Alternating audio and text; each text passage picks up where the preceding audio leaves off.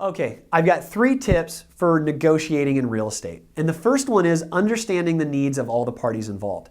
Unlike a lot of negotiations where it's just one person standing up opposite another person, real estate's funny. You've got actually 4 different parties. You've got the sellers, you've got their representation, you've got the buyer's representation, and then you have the buyers. And so, typically I'm the realtor on one of those sides.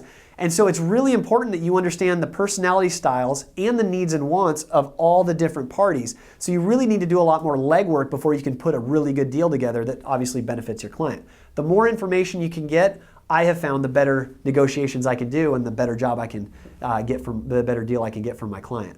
The next thing I want to mention is that in real estate, it never hurts to ask. The worst they can say is no. I have got the most amazing things for my clients just because I had the gumption to ask them for it.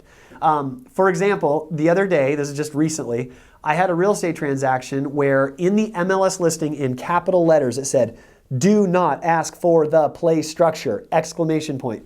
When I called the realtor to tell them that we were getting ready to write an offer, he says, "Whatever you do, don't ask for that play structure. The last buyer that tried to put a deal together asked for the play structure and nothing happened. The deal fell apart."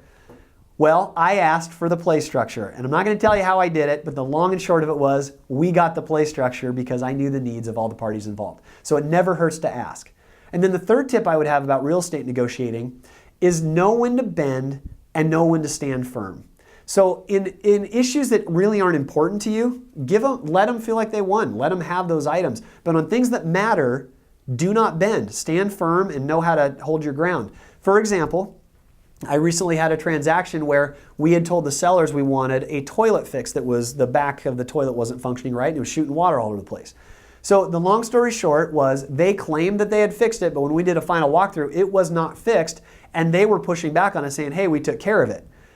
Now, this is $50. It was only $50, but it wasn't. It was my client's $50. And so we held them to it. And I'm not, again, going to get into the gory details. But long story short, they fixed it and we got the extra $50 to my client.